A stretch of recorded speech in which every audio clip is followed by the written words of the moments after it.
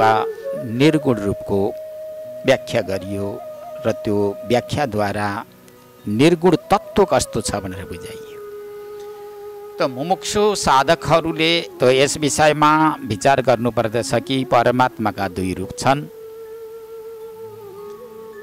त एक निर्गुण छ र दोस्रो सगुण छ। निर्गुण व्यापक छ, सर्वत्र छ,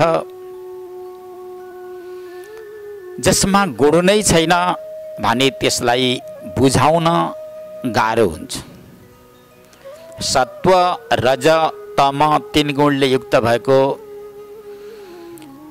जुन तत्त्व छ, जुन रूप छ, त्यसलाई बुझाउन सत्व हुन्छ कि त सत्वगुणको आधारमा बुझाउन सकिन्छ या रजगुणको आधारमा बुझाउन सकिन्छ या तत्त्वगुणको माने तमगुणको आधारमा बुझाउन सकिन्छ। जो तीन गुणदेखि रहित भएको जुन तत्त्व छ, यथार्थ तत्त्व हो, त्यो तत्त्वलाई उपदेशद्वारा बुझाउन अत्यन्त कठिन हुन्छ र त्यो अनुभूतिको विषय हो। जसलाई ज्ञान भनिन्छ, ब्रह्मतत्त्व भनिन्छ, आत्मतत्त्व भनिन्छ, सामान्य लक्षणद्वारा बुझाए तापनि त्यो अनुभूतिको विषय हो।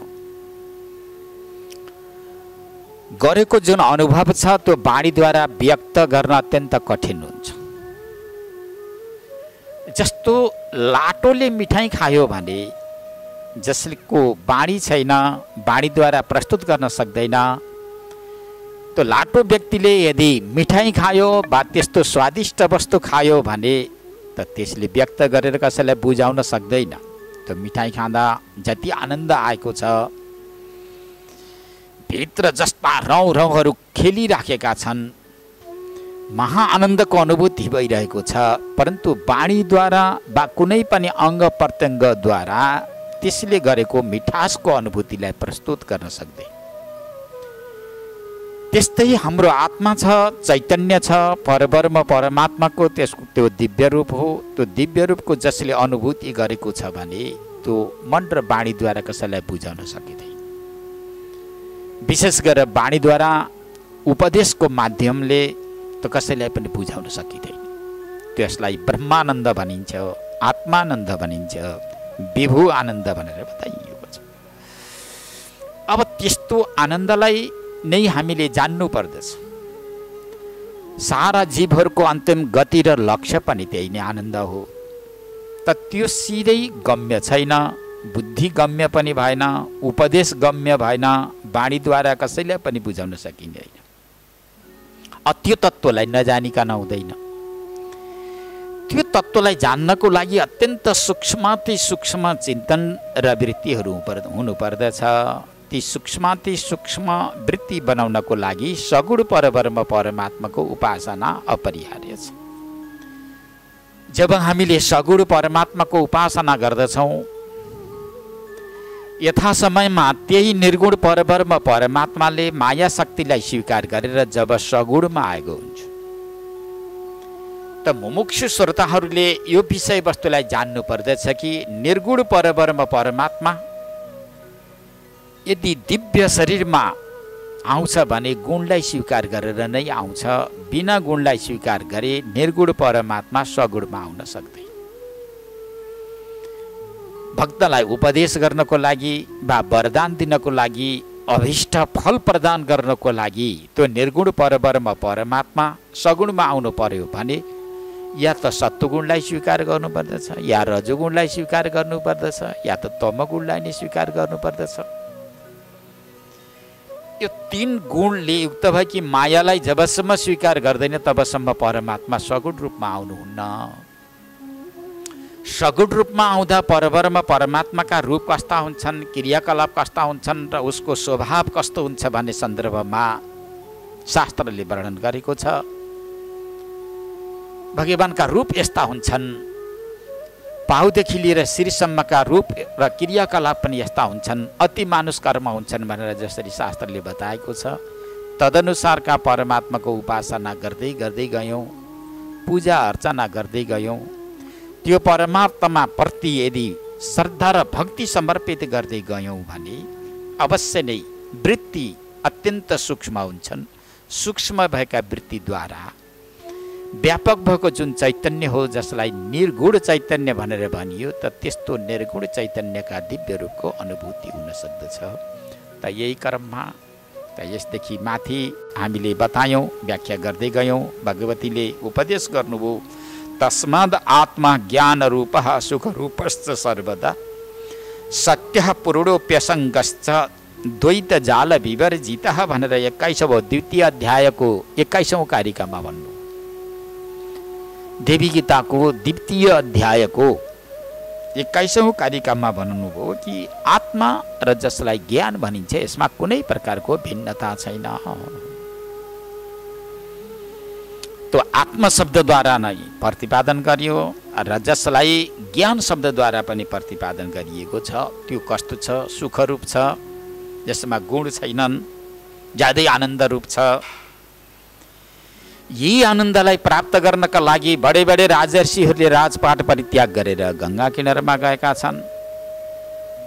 यही आनन्दलाई प्राप्त गर्नका लागि सारा विषयको जाललाई परित्याग गरेर गीताको शरणमा गएका छन् मुमुक्षुहरू र त्यसलाई सुख स्वरूप भनेर भनिन्छ।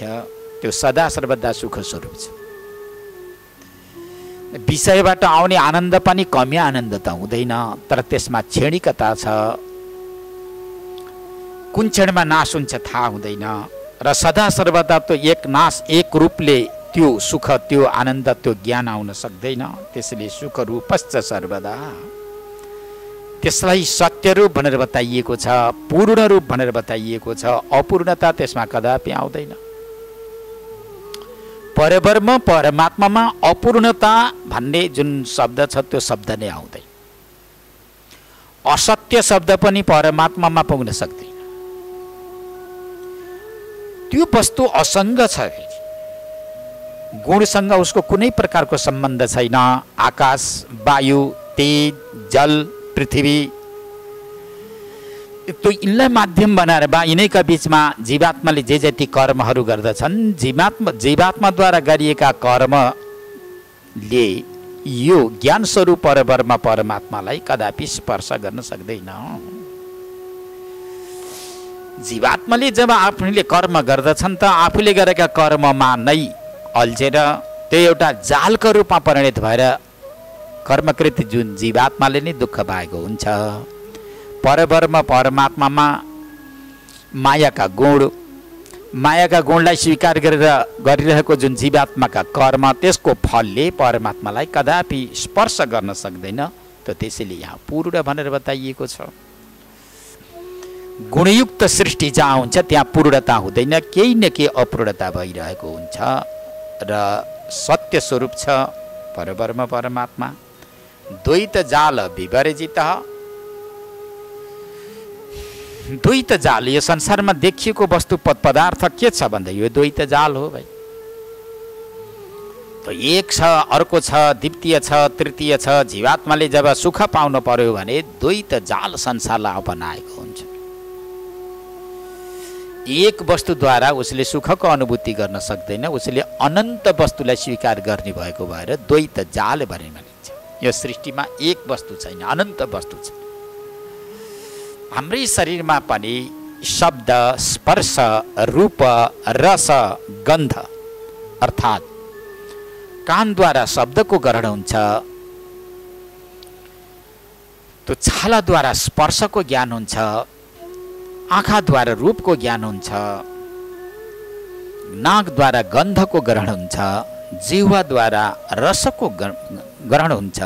यो जीवात्मा न शब्द मात्र सुनेर तृप्ति हुन्छ, न रूपको मात्र दर्शन गरेर रूप अवलोकन गरेर नै यो तृप्ति हुन्छ, न स्पर्शको ज्ञान गरेर नै यो जीवात्मा जन तृप्ति हुन्छ, न गन्ध ग्रहण गरेर मात्र यो जीवात्मा तृप्ति हुन्छ, न रसनेन्द्रियद्वारा रसको ग्रहण गरेर मात्र यो तृप्ति हुन्छ। बा एक दिन शब्द स्पर्श रूप रस गन्ध गरेर पनि यो जीवात्मा तृप्ति हुँदैन। यसलाई दिनानुदिन पनि नभनौँ, पल पलमा शब्द स्पर्श रूप रस गन्ध द्वैत जाल द्वैत वस्तु पदार्थलाई स्वीकार गरेर सुखी बन्ने उसले कोसिस गर्दछ। यद्यपि हुन सक्दैन।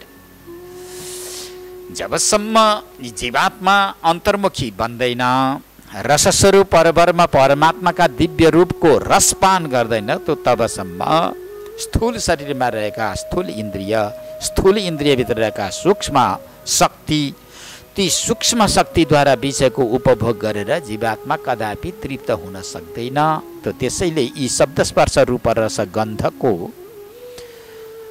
अनुभवद्वारा सुखी हुन्छु भन्ने यो साहस जीवात्माको हो, परब्रह्म परमात्माको होइन। त्यो परब्रह्म परमात्मा आफ्नै रसद्वारा, आफ्नै रूपद्वारा, आफ्नै गन्धद्वारा आफू आफूमा नै तृप्त हुन्छ।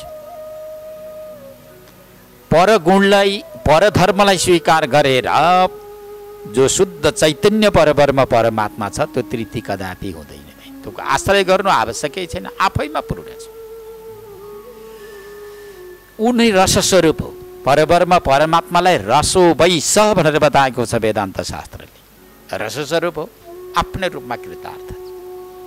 यदि साधक मुमुक्षुहरू, जिज्ञासुहरू, उपासकहरूले पनि यो रसस्वरूप परब्रह्म परमात्मालाई प्राप्त गर्न सके भने आफूमा नै कृतार्थ हुन्छ। शब्द स्पर्श रूप रस गन्धलाई स्वीकार नगरे तापनि वा ग्रहण गरे तापनि त्यसद्वारा आएको जुन आनन्द छ त्यसलाई पूर्ण आनन्द उनीहरूले कदापि मान्दैनन्। आफ्नो चिन्तनद्वारा, विचारद्वारा, अन्तर्मुखिताद्वारा आएको जुन आनन्द हो त्यो त्यसलाई नै महाआनन्द भनेर भन्छन् र उसैमा उनीहरू एकदमै लट्ठ भएका हुन्छन्, कृतार्थ भएका हुन्छन्। दोस्रो विषयवस्तुको उनीहरूले कदापि अनुभव गर्न चाहँदैनन्। त त्यस्तो यो जगतजननी भगवतीको यो यथार्थ रूप हो वा सबैका आत्माको यथार्थ रूप हो भनेर जुन बताइयो।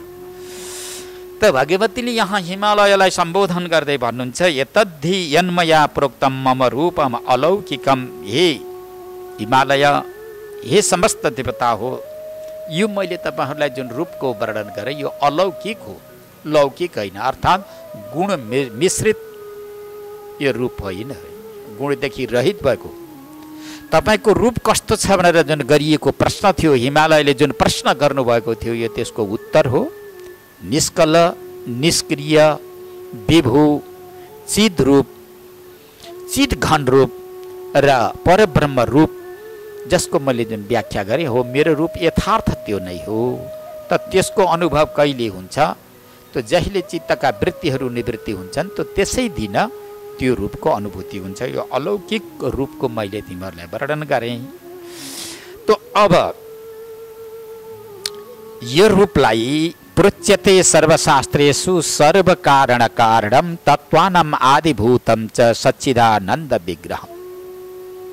यो पुरा वेदान्त शास्त्र दर्शन शास्त्र भएकोले सामान्य मुमुक्षुहरू जसको गति वेदान्तमा प्रविष्ट भइसकेको छैन, कता कता मुस्किल हुन सक्छ र पनि अभ्यास गर्नुपर्छ, किनकि यो तत्त्वलाई बुझ्नुपर्छ, जान्नुपर्दछ।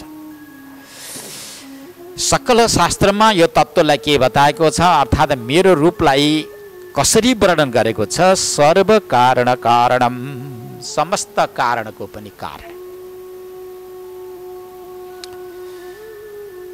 सर्व कारण कारणम भनेको यो सबै देखिएको यो सृष्टिको कारण भनेको आकाश वायु तेज जल पृथ्वी हो, जो हामीले देखेका छौँ, सुन्नमा आएको छ, देख्नमा आएको छ, छोइनमा आएको छ, लिने दिने व्यवहारमा आएको छ। यो नाना प्रकारका वस्तु पदार्थहरू देखिएका छन्, भिन्न भिन्न पदार्थहरू देखिएका छन्, कतै वृक्षहरू देखिएका छन्, कतै प्राणीहरू देखिएका छन्, जलचरमा पनि विभिन्न प्रकारका जलचरहरू देखिएका छन्, पृथ्वीमा पनि अनन्त प्राणीहरू देखिएका छन्। नभचर भनेको आकाशमा प्राणीहरू पनि नाना स्वरूपका देखिएका छन्, अनन्त रूप र क्रियाकलापका देखिएका छन्।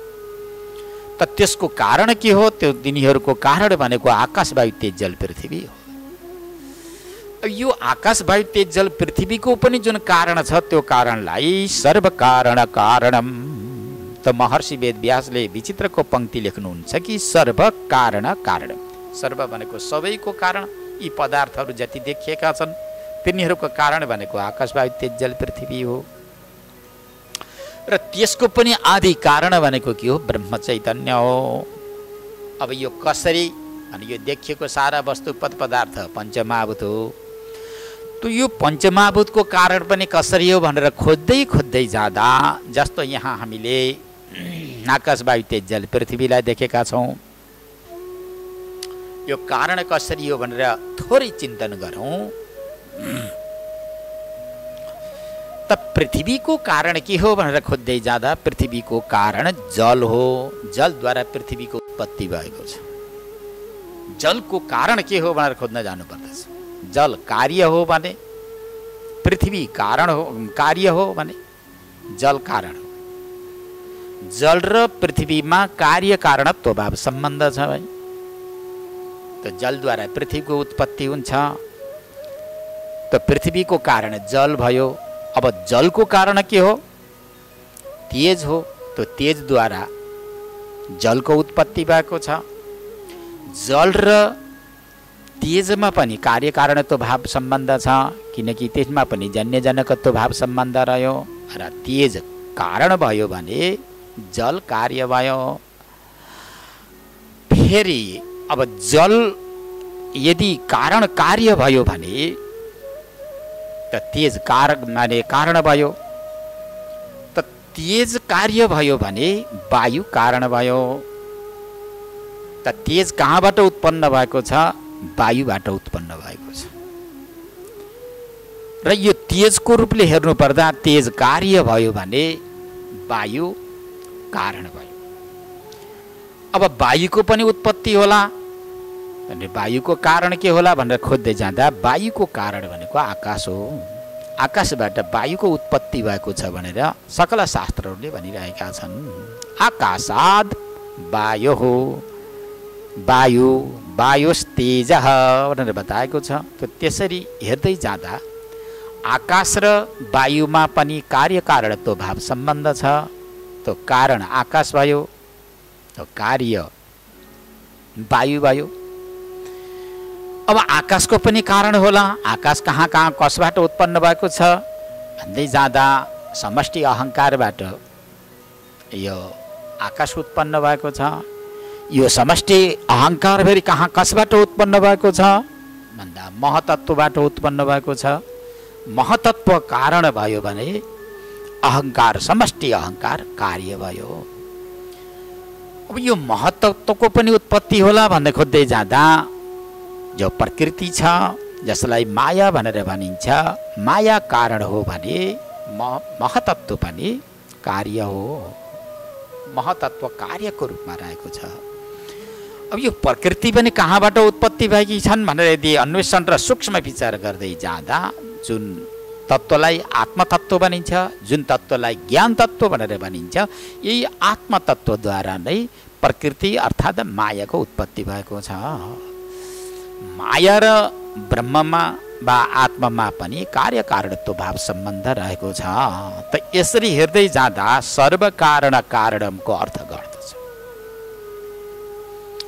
पृथ्वीको कारण जल, जलको कारण तेज, तेजको कारण वायु, वायुको कारण आकाश, आकाशको कारण अहङ्कार, अहङ्कारको त कारण महतत्व, जुन महतत्वको कारण प्रकृति अर्थात् माया, मायाको कारण ब्रह्म।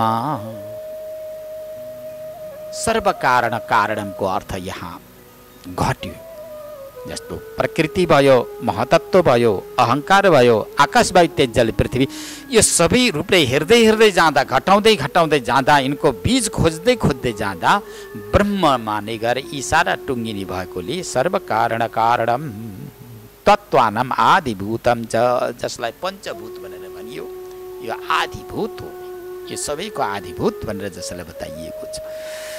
त सकल उपनिषद शास्त्रले यसलाई व्याख्या कसरी गरेका छन् भन्ने सन्दर्भलाई लिएर यहाँ बताइएको छ। सच्चिदानन्द विग्रहम, त यसको रूप कस्तो छ? सत, चित, आनन्द र अद्वितीय नै जसको रूप छ। सत भनेको कहिले नाश नहुने, चित भनेको ज्ञान स्वरूप र आनन्द स्वरूप। उसैका आनन्दको एक लेस प्राप्त गरेर सारा प्राणीहरू संसारमा सुखी भएका छन् र आनन्दी भएका छन्। यदि उसको आनन्द प्राप्त नगर्ने हो भने कसैलाई विषयको आनन्द पनि हुन सक्दैन। ब्रह्मानन्दको त प्रसङ्गै छोडिदिउँ, विषयानन्दको पनि अनुभूति गर्न कसैले सक्दैनन्। त्यो भगवतीको यथार्थ रूप कस्तो छ? सत चित आनन्द विग्रहम। सर्व कर्म घनीभूतम इच्छा ज्ञान क्रियाश्रयम। त त्यो वस्तु कस्तो छ? सर्व कारण कारणको अर्थ पनि भयो। सर्व कर्म घनीभूत भनेको सारा प्राणीहरूका कर्मको एउटा घनीभूत रूप छ। उसैका पेटमा सारा यी जीवहरूको संस्कार छिपेको छ। संसारमा जति पनि जीवहरू छन्, जब यो महाप्रलय आउँछ, महाप्रलयको समयमा साराका संस्कार जति गरे त्यही परब्रह्म परमात्मामा गएर छिपेका हुन्छन्। यी साराको घनीभूत एउटा संस्कार स्वरूप पनि हो त्यो। उसैको पेटमा गएर उसैमा गएर सारा निहित भएका हुन्छन्। सारा जीवहरू जति छन् संसारमा आफ्ना संस्कारले युक्त भएका छन्। ती साराको जुन संस्कार छ, कर्म छ, त्यो घनीभूत एउटा ठोस रूप भएर जुन बसिराखेको छ। इच्छा ज्ञान क्रिया श्रयम। इच्छा शक्ति, ज्ञान शक्ति र क्रिया शक्ति जुन छ, यो क्रिया तीन प्रकारका यो शक्तिको पनि जो आश्रय हो। इच्छा शक्ति, क्रिया शक्ति र ज्ञान शक्ति भनेर बताइएको छ। यो शक्तिका तीन रूप बताइएको छ। यो तीन प्रकारका शक्तिको पनि जो आश्रय स्वरूप हो। हिरिङ्कार मन्त्रवाच्यम। यो हिरिङ्कार भन्नु र यसलाई बीज मन्त्र भनेर भनिन्छ। जो हिरिङ्कार हो यो बीज रूप हो। जस्तो वेदमा ओङ्कारको वर्णन गरिएको छ। ओङ्कार मात्रम सचराचरम जगत भनेर जसरी ओङ्कारको व्याख्या गरिएको छ, यो देवी श्रीमद् देवी भागवतमा वा सप्तशतीमा, यो देवी गीतामा यो हिरिङ्कारलाई के भनिएको छ? बीज रूप मुख्य मन्त्र भनेर जुन बताइएको छ। यसको पनि वाच्य स्वरूप के हो? यो हिरिङ्कार के हो? वाचक हो। वाच्य भनेको जगतजननी भगवतीको दिव्य रूप हो। हिरिङ्कार मन्त्र वाच्यम। हिरिङ्कार मन्त्रको जसलाई ओङ्कार स्वरूप नै भनेर बताइयो, यस्तो हिरिङ्कार मन्त्रको पनि प्रतिपाद्य विषय भनेर जसलाई बताइएको छ, यस्तो यो रूप नै आदि तत्त्व रूप हो भनेर जुन बताइएको छ। यो नै यथार्थ रूप। अब यो रूपलाई जान्नको लागि के चाहिन्छ भन्दा उपमा चाहिन्छ, दृष्टान्त चाहिन्छ। अलिकति दृष्टान्त केही भएर भने यस्तो यो गोप्य रूपलाई कसैले पनि अनुभव गर्न सक्दैन। तो यो त लगभग निर्गुण नै हो। यस्तो यो निर्गुण गुणदेखि रहित भएको व्यापक यद्यपि सर्वत्र छ, जहीँ तहीँ विद्यमान छ तापनि गुण रहित भएकोले यो जो कोहीद्वारा गम्य हुन सक्दैन। यो अगम्य छ। अब यसलाई फेरि नजानिकन हुँदैन। सबैको गन्तव्य यही नै हो। सबैले बिसाउने चौपारी पनि यही नै हो।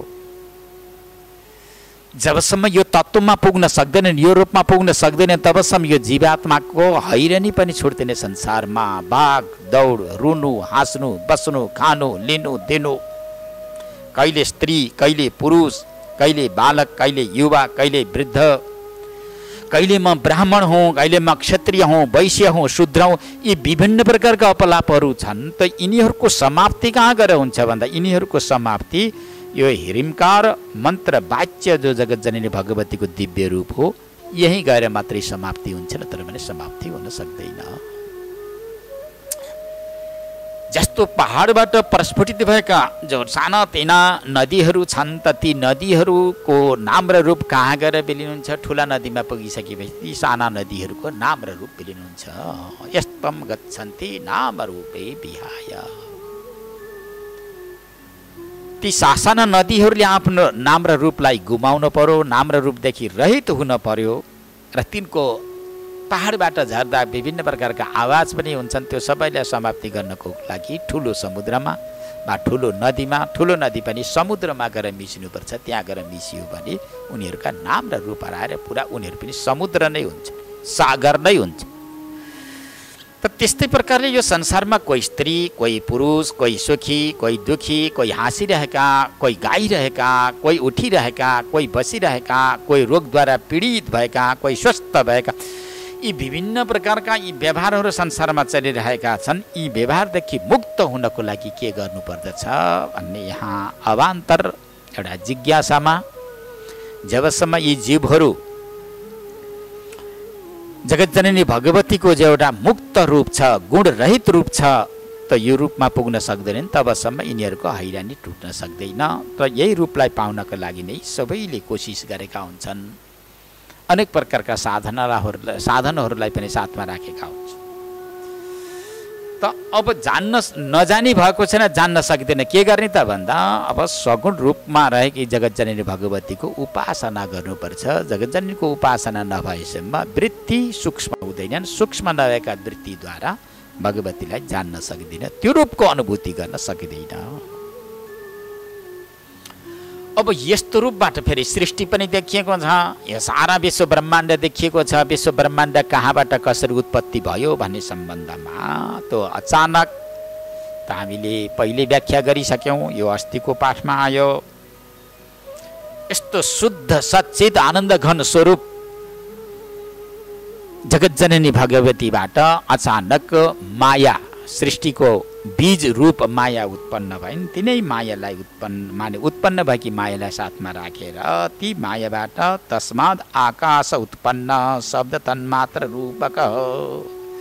शब्द तन्मात्रले मात्र स्वरूप भएको जुन आकाश हो, आकाशको उत्पत्ति हुन्छ। अझ वेदान्त दर्शनले त सर्वप्रथम मायाबाट शब्द गुणको उत्पन्न हुन्छ, शब्दबाट आकाशको उत्पत्ति हुन्छ भनेर बताएको छ। जे होस्, शब्द रूपमय आकाशको उत्पत्ति भयो। अब यहाँ 24 तत्त्वको वर्णन गरिन्छ। जुन शरीरमा बसेर साधना गर्दैछौँ, जुन शरीरलाई माध्यम बनाएर र शरीरमा रहेका इन्द्रियहरूलाई माध्यम बनाएर परब्रह्म परमात्माका दिव्य रूपको अनुभूति गर्न चाहेका छौँ, त्यस्तो शरीरमा अब कति प्रकारका सामग्रीहरू छन् र यो शरीरको उत्पत्ति वा यी इन्द्रियको उत्पत्ति कसरी भएको हो भन्ने सन्दर्भलाई देखाउनको लागि यहाँ 24 तत्त्वको उत्पत्ति पनि वर्णन गरिन्छ। तत्त्व त दुई प्रकारका छन्। एक निर्गुण तत्त्व, जसलाई आत्मतत्त्व भनेर बताइएको छ। त यो आत्मतत्त्वलाई जान्नको लागि नै यहाँ 24 तत्त्वको वर्णन गरिएको छ। 24 तत्त्व पनि तत्त्व नै हो र आत्मतत्त्व नि तत्त्व नै हो, परन्तु यसमा धेरै भिन्नता छ। आत्मतत्त्वलाई बुझ्नको लागि जबसम्म 24 तत्त्वको उत्पत्ति र त्यो 24 तत्त्व रहने आश्रय स्थान र यसको भाव क्रियाकलाप पूर्णतया जबसम्म बुझिँदैन तबसम्म निर्गुण तत्त्वलाई कसैले पनि अनुभव गर्न सक्दैन। पहिला त आफ्नै शरीरमा रहेका 24 तत्त्वको ज्ञान हुनुपर्दछ, बोध हुनुपर्दछ।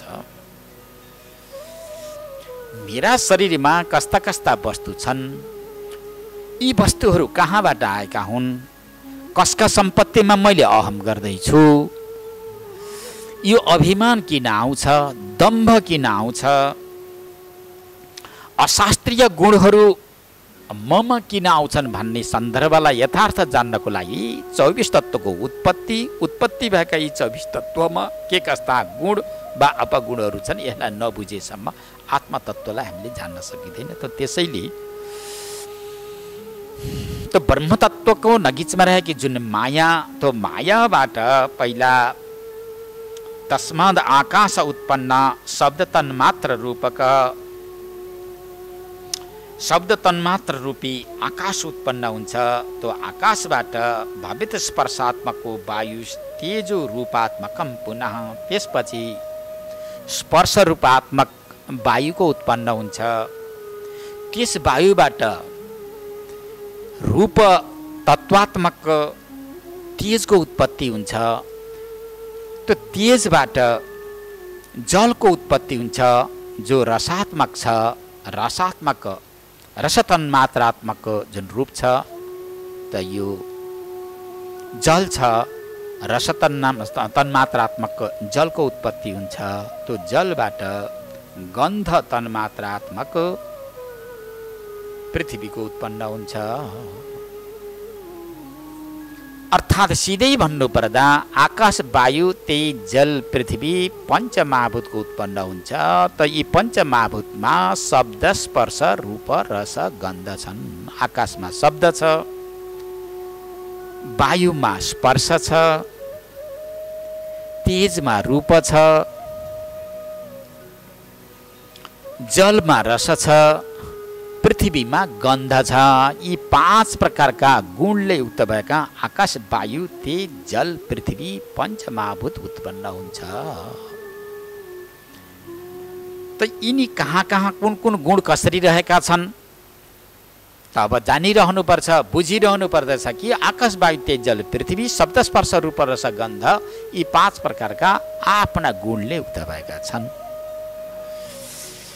अब कुन गुणमा कति कति जुन गुणहरू रहेका छन्, आकाश, वायु, तेज, जल, पृथ्वीमा रहेका शब्द, स्पर्श, रूप, रस, गन्धमा कुन कुन गुण निहित छन् भन्ने सन्दर्भलाई लिएर यहाँ बुझाउनुहुन्छ भगवतीले। शब्दैक गुण आकाशो वायु स्पर्श रवान्वितः। आकाशमा केवल एक गुण मात्रै छ। आकाशमा शब्द गुण छ, वायुमा शब्द र स्पर्श गुण छ, तेजमा शब्द, स्पर्श, रूप 3 प्रकारका गुण छन्, जलमा 4 प्रकारका गुण छन्, शब्द, स्पर्श, रूप, रस 4 प्रकारका गुण छन् भने पृथ्वीमा 5 प्रकारका गुण रहेका छन्, शब्द, स्पर्श, रूप, रस, गन्ध। एक गुण मात्र भएकोले आकाश अत्यन्त सूक्ष्म छ। यो पनि विचार गर्नुपर्दछ, जान्नुपर्छ। यो वेदान्तको प्रक्रिया हो। पञ्चमहाभूत अर्थात् यो सृष्टिको उत्पत्तिको क्रम जान्न सकिएन, बुझ्न सकिएन भने यसलाई उपसंहार गर्ने क्रम पनि बुझ्न सकिँदैन। त त्यसैले आकाशमा 1 गुण, वायुमा 2 गुण, तेजमा 3 गुण, जलमा 4 गुण र पृथ्वीमा 5 गुण। 1 गुण मात्रै भएको जुन आकाश अत्यन्त सूक्ष्म छ, वायुमा 2 गुण भएको हुनाले थोरै स्थूल छ आकाशभन्दा, तेजमा 3 गुण भएको हुनाले प्रत्यक्ष देख्न मिलेको हुन्छ, जलमा 4 गुण भएकोले उसमा विशेष प्रकारको जुन व्यवहार गर्न मिल्छ, पृथ्वीमा 5वटै गुण भएको हुनाले स्थूल रूपमा देखिएको छ र स्थूल व्यवहार गर्न अत्यन्त सुविधा भएको छ। त यसरी यी 5वटै गुण जसमा रहेका छन् त्यो अत्यन्त स्थूल हुन्छ, जसमा गुण अलिक कमी कमी हुँदै जान्छन् तिनीहरूमा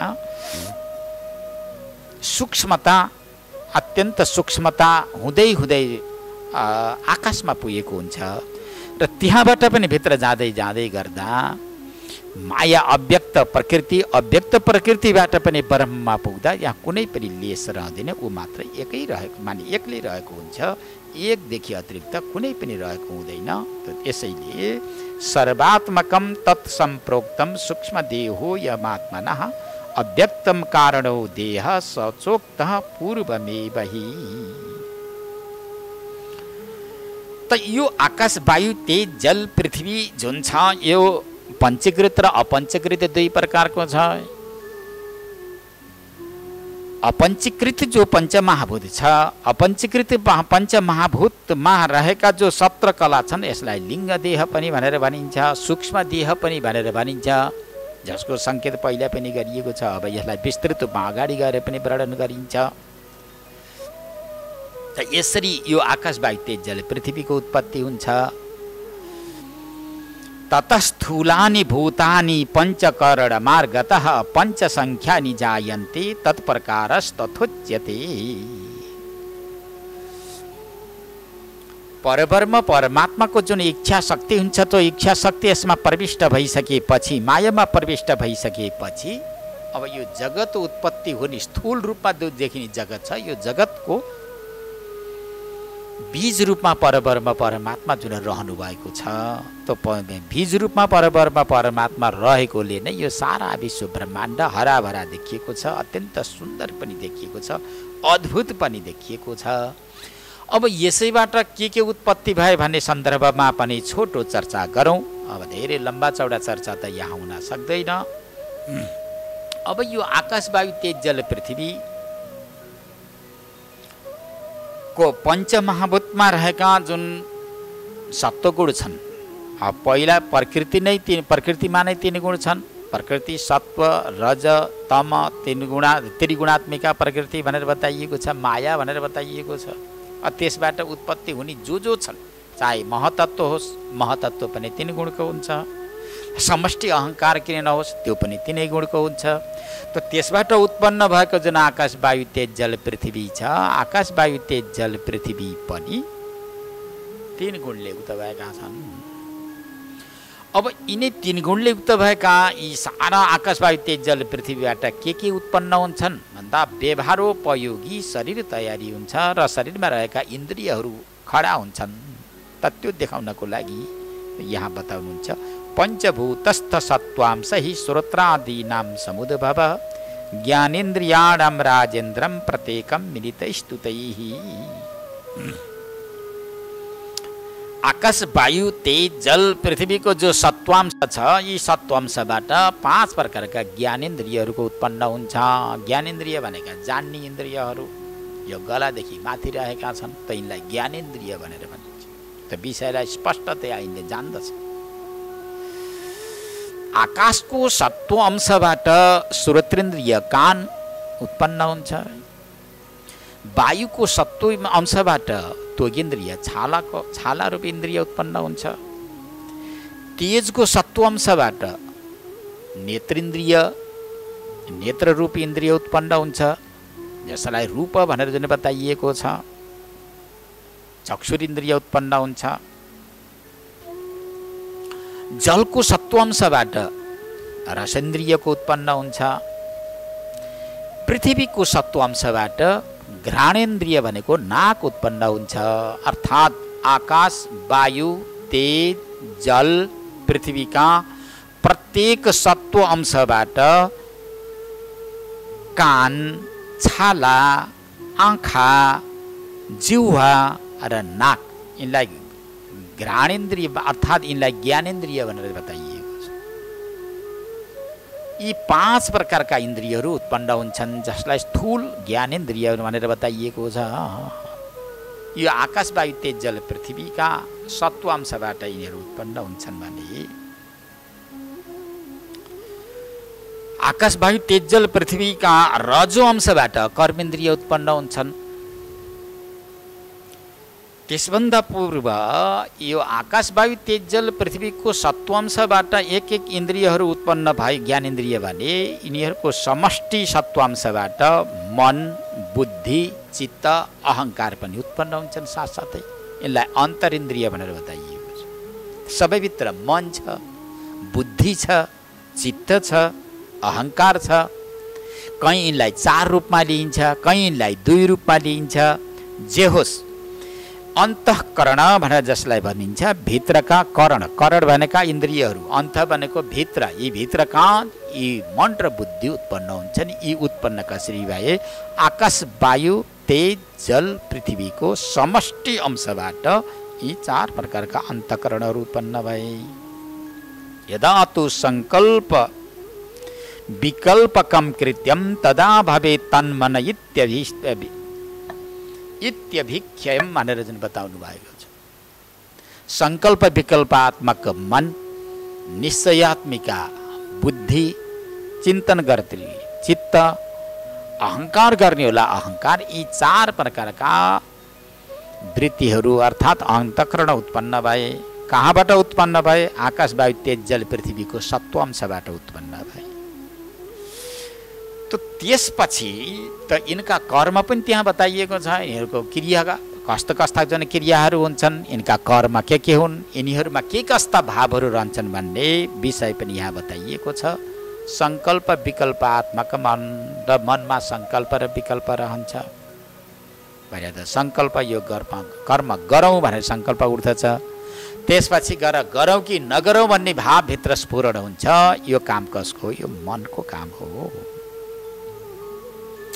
बुद्धि आउँछ, यो कर्म गर्नै पर्छ भनेर जुन निश्चय गर्ने विशेष प्रकारको वृत्ति आउँछ, त्यसलाई बुद्धि भनेर भनिन्छ।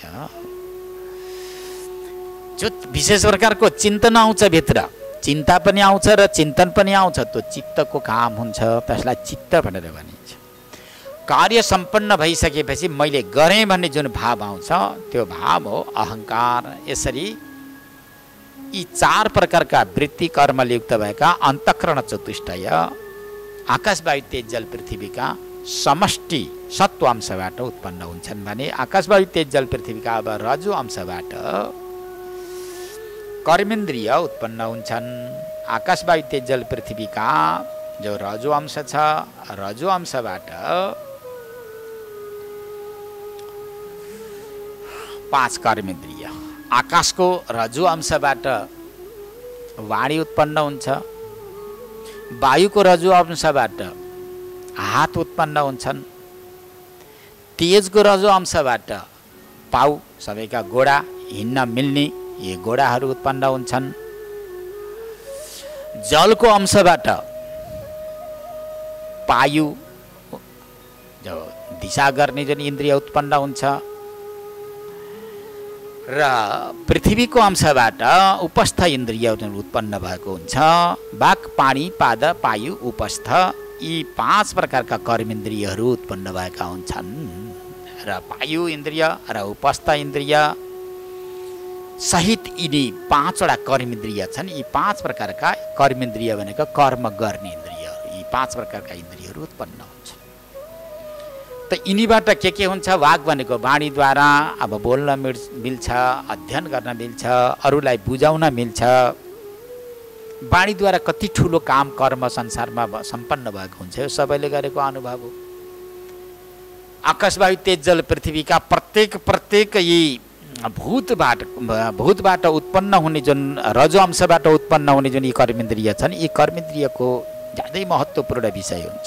वाणीले सबैलाई बोलाउन मिलेको छ, हातले लिने दिने व्यवहार मिलेको हुन्छ, पाउले अब गमनागमन आउनु जानु कर्महरू बनेका हुन्छन् र दिशा पिसाब जो शरीरमा रहेको जो विकृति छ यो विकृतिलाई बाहिर फ्याँकिदिने यी इन्द्रियहरू पनि तयार भएका हुन्छन्। र यो आकाश वायु तेज जल पृथ्वीका रजो अंशबाट 5 कर्मेन्द्रिय उत्पन्न भए भने त यिनीहरूको समष्टि रजो अंशबाट प्राण, अपान, व्यान, उदान, समान यी 5 प्राण उत्पन्न हुन्छ। यी 5 प्रकारका जुन समष्टि रजो अंश छ, रजो अंशबाट 5 प्रकारका यी इन्द्रियहरू ज्ञानेन्द्रियाणि पञ्चैव पञ्चकर्मेन्द्रियाणि च प्राणादि पञ्चकं चैव धिया च सहितं मनः भनेर यहाँ बताइएको छ। तेषां रजोंसैरि जातानि कर्मात् कर्मेन्द्रियाणि च प्रत्येकं मिलितैस्तैस्तु प्राणो भवति पञ्चधा। त यिनीहरूको समष्टि अंशबाट 5 प्रकारका प्राणहरू उत्पन्न भए। ती कहाँ कहाँ रहन्छन् भन्ने सन्दर्भमा पनि भगवती बताउनुहुन्छ। हृदि प्राणो गुदे पानो नाभिस्थस्तु समानकः कण्ठदेशे प्युदानः स्याद् व्यानः सर्वशरीरगः। प्राण हृदयमा रहन्छ, अपान गुदद्वारमा रहन्छ, नाभिस्थानमा समान नाम गरेको नाडी रहन्छ, कण्ठस्थानमा उदान नाम गरेको नाडी रहन्छ, व्यान नाम गरेको नाडी सर्वशरीरग भनेको प्रत्येक जुन शरीरमा रहन्छ। त यसरी ज्ञानेन्द्रिय उत्पन्न भए, कर्मेन्द्रिय उत्पन्न भए, मन बुद्धि चित्त अहंकार 4 प्रकारका अन्तःकरण उत्पन्न भए, 5 प्रकारका यी प्राणहरू पनि उत्पन्न भए। त अब यिनीलाई हेर्दै जाँदा 5 ज्ञानेन्द्रिय, 5 कर्मेन्द्रिय र 5 प्राण र मन र बुद्धि प्राणादि पञ्चकं चैव धिया च सहितं मनः एतत् सूक्ष्म शरीरं स्यान मम लिङ्गं तद् यदुच्यते। तो यो अपञ्चीकृत पञ्चीकरण नगरिएका यी 5 ज्ञानेन्द्रिय, 5 कर्मेन्द्रिय र 5 प्राण, मन र बुद्धि गरेर यो सप्तदश कला हुन्छ। यी सप्तदश समूह जो छ यसलाई लिङ्ग शरीर पनि भनिन्छ र यसलाई सूक्ष्म शरीर पनि भनेर भनिन्छ। यो मेरो एउटा लिङ्ग शरीर हो र सूक्ष्म शरीर पनि हो। यसमा जब चिदको आभास प्रविष्ट हुन्छ, चिदको आभास प्रविष्ट भइसकेपछि यसलाई जीव भनेर भनिन्छ। अब आकाश वायु तेज जल पृथ्वीमा रहेका सत्वांशबाट पनि उत्पन्न भए ज्ञानेन्द्रिय र अन्तःकरण, रजो अंशबाट उत्पन्न भए कर्मेन्द्रिय र प्राण, यी सप्तदश कलाद्वारा उत्पन्न भयो सूक्ष्म शरीर जसलाई लिङ्ग शरीर समेत भनिएको छ। तो अब जुन तमो अंश रहन्छ, तमो अंश लाई पञ्चीकरण गरिन्छ। तत्र यः प्रकृति प्रोक्ता सारा जन्त विविधा स्मृता सत्वात्मिका तु माया स्याद् अविद्या गुणमिश्रिता स्वाश्रयं यातु संरक्षेत् सा मायेति निगद्यते तस्यां यत् प्रतिबिम्बं स्यात् बिम्बभूतस्य चेशितुः स ईश्वरः समाख्यातः स्वाश्रय ज्ञानवान् परः सर्वज्ञः सर्वकर्ता च सर्वानुग्रहकारकः।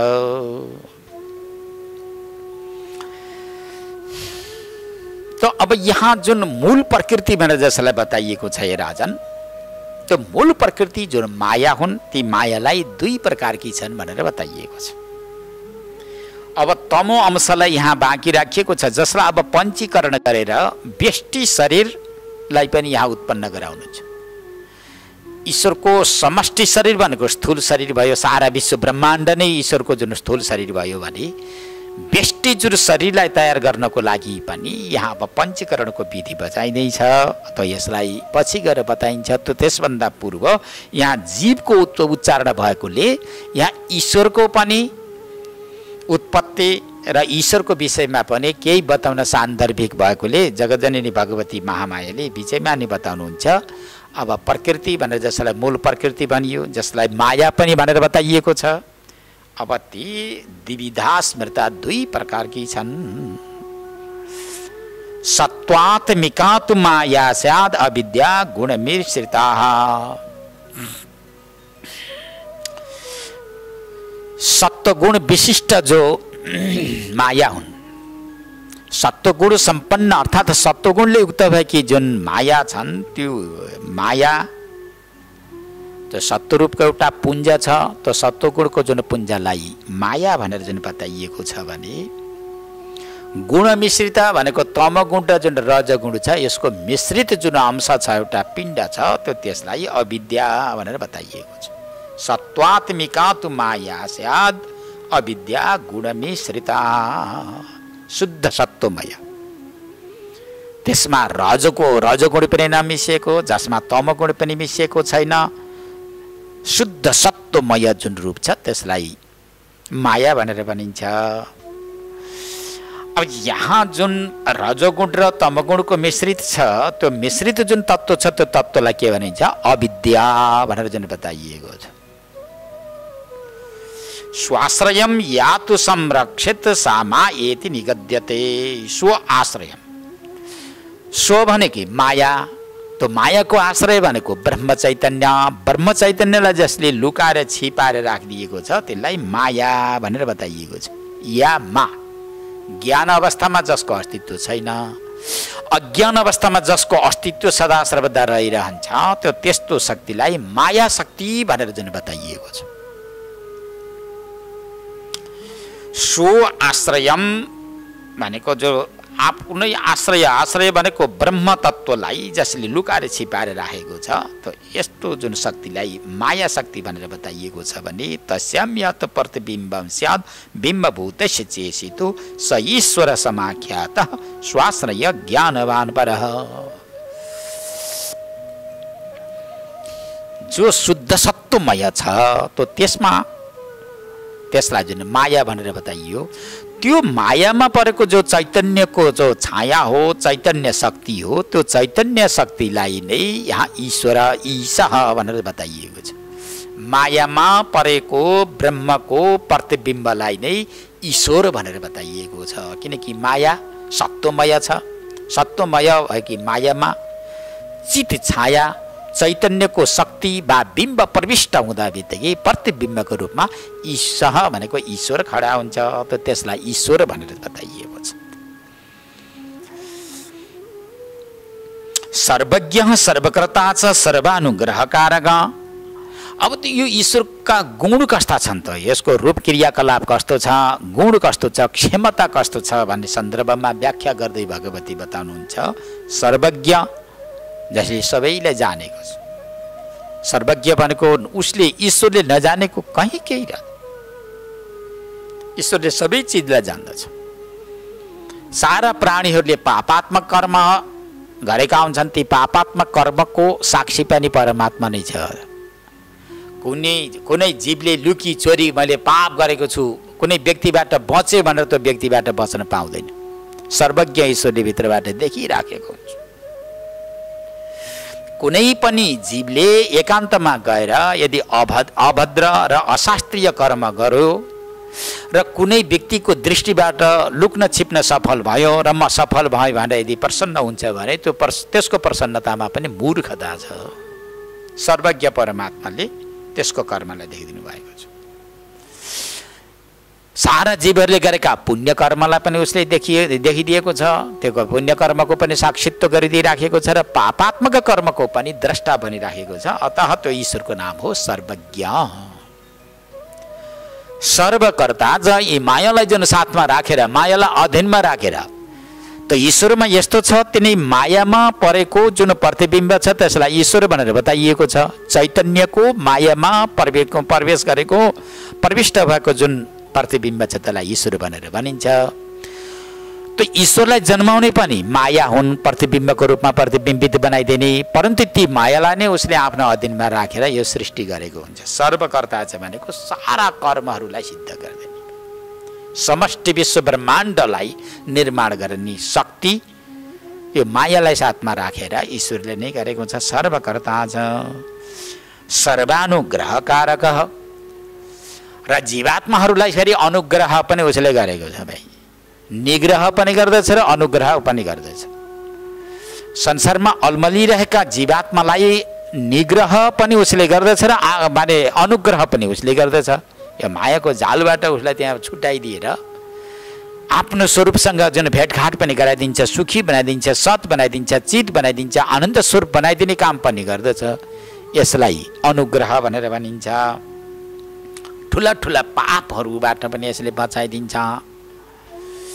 निग्रह ठुला ठुला पापीहरू भयो भने त्यसलाई रोकिदिने भाइ, त्यसलाई निग्रह आफ्नो अधीनस्थ गर्ने पनि ईश्वर नै हो। त त्यसैले स ईश्वर समाख्यात स्वाश्रय ज्ञानवान पर सर्वज्ञ सर्वकर्ता च सर्वानुग्रहकारक।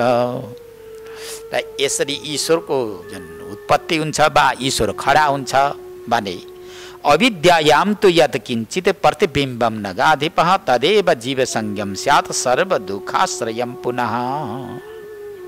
अब अविद्या बनियो, तमगुण प्रधान जुन अविद्या छ, रजगुण जसमा मिश्रित छ, र यस्तो यो तमगुण प्रधान भएको जुन अविद्या हो जसलाई मोह पनि भनेर भनिन्छ, मोह शक्ति पनि भनेर भनिन्छ। यी अविद्यामा परेको जुन चैतन्यको शक्ति हो, बिम्ब हो, र त्यसलाई जीव संज्ञम, जीवात्मा भनेर भनिन्छ। मलिन सत्व प्रधान जुन माया भनौँ, माया र अविद्या भन्ने पनि उनीको नाम हो। माया र अविद्याका दुई रूप छन् भनेर बताइयो। र यो अविद्यामा प्रवेश हुँदा बित्तिकै त्यहाँ जीव खडा हुन्छ। यो नि भनेको कारण जस्तो जस्तो छ, कार्य त्यस्तै त्यस्तै हुन्छ। त ईश्वर सर्वज्ञ किन भयो, सर्वकर्ता किन भयो, सबैलाई निग्रह गर्ने र अनुग्रह गर्ने किन यस्तो शक्तियुक्त भएको भयो भन्दा उसको कारण, उसको उत्पत्तिको कारण सत्वमय, शुद्ध सत्वमय भएकोले, माया शुद्ध सत्वमय भएको कारणले त्यसमा परेको चैतन्यको जो प्रतिबिम्ब हो त्यो अत्यन्त समर्थ भयो भने अविद्या अब तमगुण प्रधान अत्यन्त मलिन भएकोले मलिनमा चैतन्यको प्रतिबिम्ब प्रविष्ट हुँदा बित्तिकै जीव नामा वस्तुको उत्पन्न भयो। तदेव जीव संगम स्यात्, र त्यही चैतन्यको प्रतिबिम्बलाई के भनियो, जीव भनेर भनियो। जस्तो उदाहरणको रूपमा त एउटा कचौरामा शुद्ध सफा जल थियो, त अर्को कचौरामा धुलो मैलो मिसिएको जल थियो।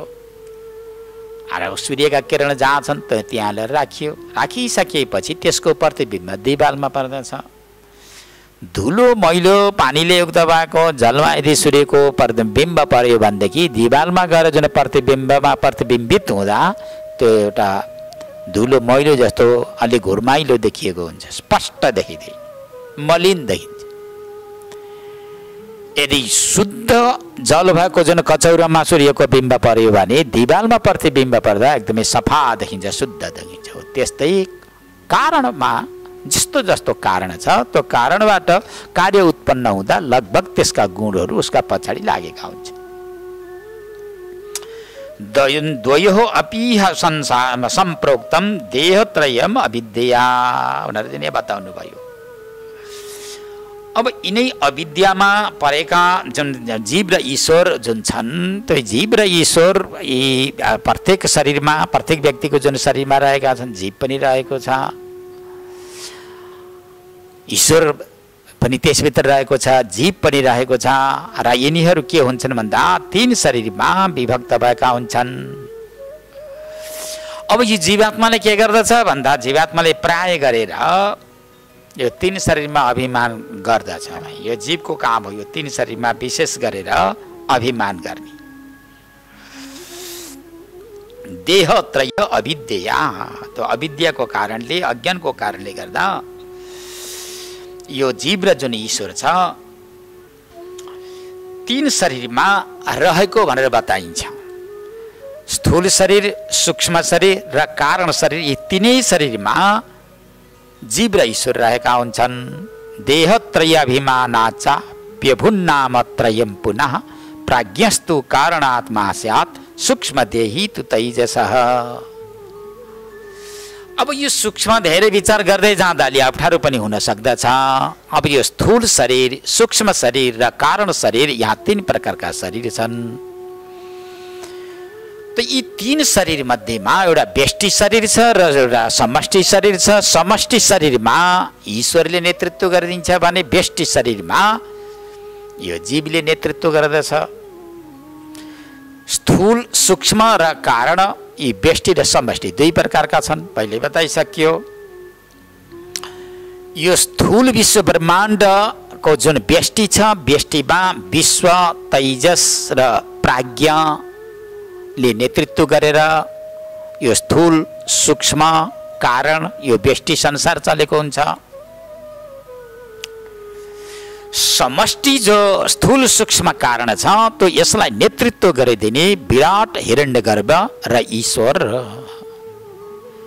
त ईश्वरले यहाँ विराटको रूप लिएर, हिरण्यगर्भको रूप लिएर र ईश्वरको रूप लिएर समष्टि विश्व, तैजस, प्राज्ञ जो व्यष्टिमा छ, समष्टिमा आउँदा विराट हिरण्यगर्भ र ईश्वर यो समष्टि रूपमा रहेर ईश्वर र अनि यता जीवले यसरी यी तीन शरीरको रक्षा गरेका हुन्छन्। त्यही जीव विश्व बन्दछ, त्यही जीव तैजस बन्दछ, त्यही जीव प्राज्ञनामा बन्दछ व्यष्टिमा भने। समष्टिमा जाँदा त्यही ईश्वर विराट स्थूल शरीरमा रहँदा, समष्टि स्थूल शरीरमा रहँदा विराट बन्दछ, समष्टि सूक्ष्म शरीरमा जाँदा हिरण्यगर्भ बन्दछ र समष्टि कारण शरीरमा जाँदा ईश्वर बनेर बन्दछ। यसरी स्थूल, सूक्ष्म र कारण, व्यष्टि र समष्टिको रूपले तीन तीन प्रकारमा यिनीहरू विभक्त भएका छन् र यसरी यी शरीरहरूको उत्पन्न भएको छ। र यसपछि अब आकाश, वायु, तेज, जल, पृथ्वीको जुन तमोगुणको अंश छ, तमोगुण अंशलाई यहाँ पञ्चीकरण गरिएको छ। आकाश, वायु, तेज, जल, पृथ्वीलाई सम्मिश्रण गर्नुपर्छ व्यवहारोपयोगी गराउनको लागि यहाँ पञ्चीकरणको विधि पनि रहेको छ। आकाश, वायु, तेज, जल, पृथ्वीलाई दुई भाग गरिन्छ। एक भागलाई अलग राखिन्छ, अर्को भागको दुई चार भाग गरिन्छ। त्यो चार भाग लिएर अवशिष्ट जो एक एक भाग मूल भाग रहेको छ त्यसमा मिलाउँदा आकाश शरीर, वायु शरीर, तेज शरीर, जल शरीर र पृथ्वी शरीर, यो स्थूल शरीर तयार भएको हुन्छ। यी पाँच प्रकारका शरीर उत्पन्न हुन्छन्। यसलाई पञ्चीकरण भनेर भनिन्छ। यो पञ्चीकरण विधि पनि अलि सूक्ष्म रूपले विचार गर्नुपर्दछ। भगवान शङ्कराचार्यद्वारा निर्मित तत्त्वबोध ग्रन्थ हेरियो भने, तत्त्वबोध नाम गरेको पुस्तक यदि अध्ययन गरियो भने त्यहाँबाट पनि थाहा हुन्छ। र यो स्थूल उपभोग गर्न लायकको यो विश्व ब्रह्माण्ड कसरी भएको छ भन्दा पञ्चीकरणको एउटा विधि छ, जुन विधिलाई म सामान्यतया एउटा सङ्केत सूत्रपात मात्र गरेँ।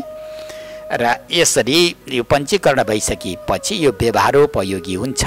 आकाश, वायु, तेज, जल, पृथ्वीका सत्व अंशबाट ज्ञानेन्द्रिय र अन्तःकरण, रजो अंशबाट कर्मेन्द्रिय र 5 प्रकारका प्राण तमो अंशबाट अनि यो स्थूल शरीरको निर्माण हुन्छ र यसरी पञ्चीकरण गरेर व्यवहारोपयोगी बनाएको जुन शरीरलाई आद्योपान्त जबसम्म पढिँदैन, रटिँदैन, हेरिँदैन, बुझिँदैन त्यो त्यहाँसम्म तत्त्व भनेको जुन ब्रह्म तत्त्व चैतन्य तत्त्व हो त्यो चैतन्य तत्त्वलाई जान्न बुझ्न पनि सकिँदैन। निष्कर्ष के रह्यो त भन्दा यो आजका पाठको निष्कर्ष यही हो, हामीले आत्मतत्त्व बुझ्नु परेको छ, अर्थात् परमात्माका दिव्य रूपको अनुभूति गर्न परेको छ, जसका रूपको अनुभूति नगरेसम्म जन्म मृत्यु जरा व्याधि पनि उच्छेद हुँदैन। त यसलाई उच्छेद गर्नको लागि हामीले आत्मा चैतन्यलाई जान्नु पर्दछ, परमात्मालाई जान्नु पर्दछ। त त्यसलाई जान्नको लागि सर्वप्रथम के पढ्नु भने कुन साधना गर्न योग्य छ भन्दा हाम्रा शरीरमा रहेका जो 24 तत्त्व छन् यी 24 तत्त्वलाई सम्यकतया पढ्न सक्यौँ, जान्न सक्यौँ, रट्न सक्यौँ, एक एक बिन्न सक्यौँ भने अरे यस्तो शरीरमा मैले अहङ्कार गरेको रहेछु, तो मेरो शरीरमा आकाश छ भने यो समष्टि आकाशको यो अंश रहेछ, मेरो सम्पत्ति होइन रहेछ, यो आकाशको अंश रहेछ, सम्पत्ति रहेछ भन्ने कुराको ज्ञान हुन्छ। यो शरीरमा छाला छ र वायु श्वास प्रश्वास छ, यो मेरो सम्पत्ति होइन रहेछ, यो समष्टि वायुको सम्पत्ति रहेछ। मेरा शरीरमा आँखा छन् र शरीरमा रातो तातो छ, यो रातो तातो मेरो सम्पत्ति होइन रहेछ, यो समष्टि तेजको सम्पत्ति रहेछ। यो शरीरमा पसिना छन् र जल रगत छ, यो रगत र शरीरमा रहेका पसिना कसको सम्पत्ति रहेछ, यो जलको सम्पत्ति रहेछ, जलको सम्पत्तिलाई मैले मेरो भनेर अभिमान गरेको रहेछु। त्यस्तै यो शरीरमा हाड मासु छ, छाला बोसो छ, त यो कसको सम्पत्ति हो, कसको सम्पत्तिमा अभिमान गरेको छु भनेर हेर्दै जाँदा यो पनि पृथ्वीको अंश रहेछ। यो शरीरमा आकाश वायु तेज जल पृथ्वी जो व्यष्टि रूपमा रहेका छन् यी सबै समष्टि रूप आकाश वायु तेज जल पृथ्वीका सम्पत्ति रहेछन् भने यिनका सम्पत्तिमा मैले आज अभिमान गरेर म ब्राह्मण हुँ, म क्षत्रिय हुँ, म वैश्य हुँ, म शूद्र हुँ, म सानो हुँ, म ठुलो हुँ, म पठित हुँ, म अपठित हुँ, म शुद्ध हूँ, म अशुद्ध हूँ, म अपवित्र हूँ, म स्त्री हूँ, म पुरुष हूँ, यो कई प्रकारको जुन यो शब्द प्रयोग गरेर आज म बाँधिएको रहेछु। परन्तु यी सबै समष्टि आकाश वायु तेज जल पृथ्वीका सम्पत्ति रहेछ।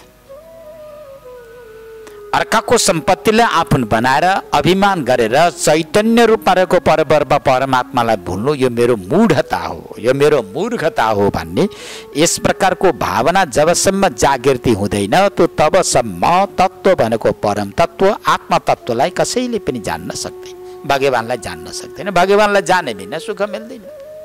त भगवानलाई नजानियोस् न, नजानेर जुन के क्षति भनेर कसैले प्रश्न गर्ला। यदि आत्मा भगवानलाई तिमीले जान्न सकेनौ भने सुख पाउँदैनौ भाइ। आत्यन्तिक दुःखको निवृत्ति तिम्रो हुन सक्दैन, आत्यन्तिक सुखको प्राप्ति पनि तिमीले गर्न सक्दैनौ। तिमीलाई यदि आत्यन्तिक दुःख निवृत्ति पूर्वक परमानन्द प्राप्ति यदि जिज्ञासा तिमी भित्र रहेको छ, त्यस प्रकारको आकांक्षा तिमी भित्र रहेको छ भने यी अरूका सम्पत्तिमा गरिएको जुन अभिमान र दम्भ छ यो दम्भ र अभिमानलाई पूर्णतया परित्याग गरिदिनु पर्दछ। यसलाई अभिमान मात्रै परित्याग गर्नु छ। अहिले भर्खर शरीरले हामीले केही गर्नु मिल्दैन भाइ। यसप्रति भएको जुन आसक्ति छ, यसप्रति भएको जुन दम्भ छ, यसैलाई लिएर गरिने जुन कर्महरू छन्, यसलाई माध्यम बनाएर गरेका कर्ममा गरिने जुन अभिमान छ, यसलाई पूर्णतया हृदयदेखि नै जबसम्म परित्याग गर्न सकिँदैन तो तबसम्म कुनै पनि जीवले सुखको अनुभूति गर्न सक्दैन। अब यो शरीरलाई राम्रो पढ्न रट्नको लागि पनि जगतजननी भगवती महामायाको कृपा चाहिन्छ, उहाँको आशीर्वाद चाहिन्छ। जबसम्म सगुण रूपमा रहेकी भगवती प्रति श्रद्धा भक्ति निष्ठा आस्था हृदय पूर्णतया समर्पण गर्न सक्दैनौँ तबसम्म यो तत्त्वलाई पढ्न सक्दैनौँ। यो शरीराध्यास हुन्छ। शरीर बुद्धि गरो यसो हेर्दा मै हुँ भन्ने आउँछ। चैतन्य परमात्मालाई लिएर म हुँ भन्ने भाव भित्र आएको हुँदैन। शरीरलाई पाञ्चभौतिक शरीरलाई लिएर मात्रै म हुँ भन्ने भाव भित्र जागृति भएको हुन्छ। त्यसैले अब यो भावलाई उच्छेद गर्नको लागि पनि भगवतीको उपासना अपरिहार्य छ। सबैले उपासना गरौँ, जगतजननी भगवतीको अनुष्ठान गरौँ, शरीरलाई नै हेरौँ, शरीर सम्बन्धी वस्तु पद पदार्थलाई हेरौँ, जन्म हेरौँ, मृत्यु हेरौँ, कर्मको रेखा हेरौँ। यी सारालाई हेरेर बुझ्न सकियो भने अवश्य नै आफ्नो अभिष्ट सिद्धि हुन्छ, सदाको लागि सुखी बन्न सकिन्छ भन्ने अब यो भाव यो देवी गीताको द्वितीय अध्यायमा प्रकट गरियो। सूक्ष्म विचार एक एक पद पंक्तिहरू बिन्दै जानियो, एक एक पद पंक्तिका अर्थ गर्दै जानियो भने यहाँ कति समय लाग्नेछ। अब त्यसरी नगएर मैले केही यसको भावलाई निकालेर यहाँ प्रस्तुत गरिरहेको छु।